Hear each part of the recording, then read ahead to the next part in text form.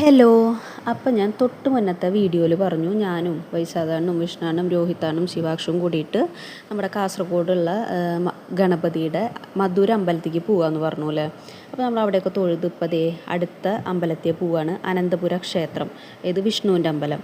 അപ്പോൾ ഇവിടങ്ങളിലെ അമ്പലങ്ങളിൽ ഞാൻ ഭൂരിഭാഗം അമ്പലങ്ങളിൽ കണ്ടേക്കുന്നത് കാല് കഴുകിയിട്ടാട്ടോ നമ്മൾ അമ്പലത്തിൽ കയറുക. നമ്മുടെ തൃശ്ശൂരൊക്കെ ഉണ്ടോ എനിക്കറിയില്ല. അപ്പോൾ നമ്മളിതാ അമ്പലത്തിൻ്റെ ഉള്ളിലേക്ക് കയറുകയാണ്. നല്ല രസമാട്ടോ ഈ അമ്പലം കാണാനായിട്ട്. അതേതാ സ്വാമി? ഹനുമാനാ?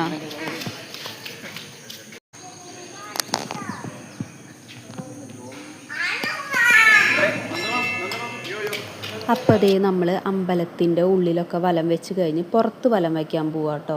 അപ്പോൾ ഞാനും വൈശാഖാണ്ണും കൂടി നടക്കണ വീഡിയോ വിഷ്ണുവായിട്ട് എടുത്തതാട്ടോ. ഫ്രണ്ടിൽ രോഹിതാണ്ണും ശിവാക്ഷും കൂടി പോകുന്നുണ്ട്. അപ്പോൾ നല്ല വഴുക്കലുണ്ടായിരുന്നു കേട്ടോ. അത് കാരണം അത്ര സ്പീഡിൽ നടക്കാൻ പറ്റില്ല, ശ്രദ്ധിച്ച് വേണം നടക്കാനായിട്ട്. അപ്പോൾ ശിവാക്ഷനോട് എത്ര കൈ പിടിക്കാൻ പറഞ്ഞിട്ടോ അവ അനുസരിക്കുന്നുണ്ടായില്ല. അപ്പോൾ ചുറ്റമ്പലം കാണാൻ ഒരു പ്രത്യേക ഭംഗി കേട്ടോ. കണ്ടു ഞാൻ പുറത്ത് നിന്ന് എടുത്ത വീഡിയോ, നമുക്ക് ഉള്ളിൽ കയറി എടുക്കാൻ പറ്റില്ലല്ലോ.